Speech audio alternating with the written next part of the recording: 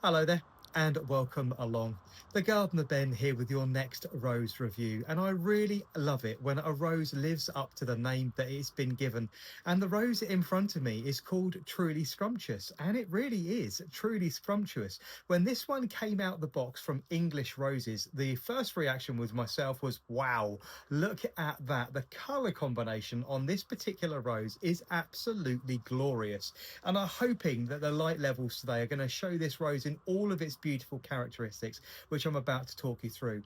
This particular one, as I say, available here in the UK through English Roses. This one was bred by Edward Smith, and I have to take my cap off to Mr. Smith because this is an absolutely beautiful rose, reaching around 3.5 feet high and around 2.5 to 3 feet in diameter. It's small, compact, bushy, very uniformed in its growth and very, very well natured. But it's the color combination of all the different attributes bringing this hybrid tea together which really captivate my attention. This particular rose is suitable for growing in full sun and in partial shade. Again, because of its size, you can grow this one in the middle section of a border, or if you wanted to, a large container. It's going to need something fairly decent because it's going to be, I say, 3.5 feet high, so it's going to need something around 60 to 70 centimeters in diameter to keep it in a container full time. But it's really the color combination on this one that is absolutely beautiful. You have these burgundy red growth tips, beautiful bronzed foliage, and a multitude of different colors on the flowers, which are absolutely astonishing. Truly Scrumptious is going to start flowering somewhere in the middle part of June and March all the way through with flushes of flowers to the very back end of September. But I'm going to have to cut this one and bring this close into the camera for you to be able to see the flower in all of its glory.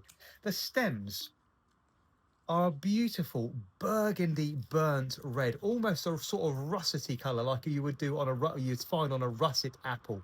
But it's the foliage color, which is also absolutely glorious. These deep emerald green leaves flushed with that burgundy red tinge, which is again flushed through the back of the leaf and the leaf axil. It's really, really very pleasant, and a burgundy edge all the way around the actual the serration on the leaves as well. The growth tips, I'm going to have to cut one and bring one close into the camera so you can see. I don't really want to, but I'm going to have to sacrifice it for you.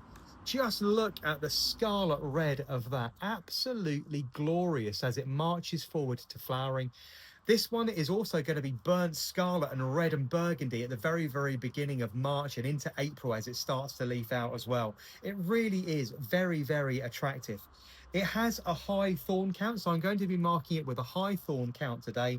Thorns are present in all parts of the flower, including on the back of the leaf axil. So do be careful of if you actually plan to cut this one, but it's the color of this. Look at this beautiful color.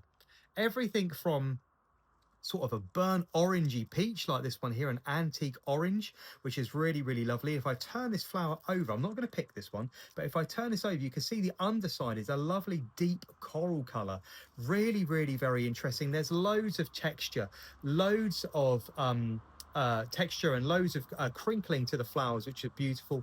And then it flushes out to this really lovely antique whitey pink color. It's very, very difficult to describe. If I turn it around, you'll see heavy coral pink on the back, then this beautiful pink on the top. As the flower ages, it blushes out white just before the petals roll all the way back to that leaf stem. There is a really deep, pronounced swelling at the very, very back of this hybrid tea, which would instigate to me that this one should be capable of producing really decent hips. So I'm going to keep monitoring this one through into the autumn and winter to see what it does. But it's this multitude of colours with this burgundy and russet coloured stem, along with the olive green foliage with a burgundy red tinge, which really captivates my attention. It is altogether absolutely glorious. The flowers remind me a little bit in colour of Penelope Lively from David Austin Roses in this later stage. In this early stage, this is more of hot chocolate kind of colour, a rose I reviewed not too long ago. But I say that lovely coral colour on the very, very back, loads and loads of texture and flounce and frill to the actual petals as they curl backwards. Really, really very nice indeed. A sort of scalloping edge to the flower, but I'm really, really quite smitten with this one. This one is really very, very captivating. This one is truly scrumptious. Today I'm going to be rating this one with a high thorn count. Fragrance wise is the only place this rose really lacks, which is a little bit of a shame. My nose knows, haha, my nose can tell that it's a flower,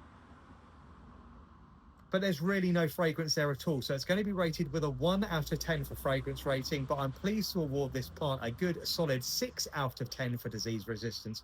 All round is an absolutely astonishing plant. I'm going to lift it and bring it right close into the camera. Look at that.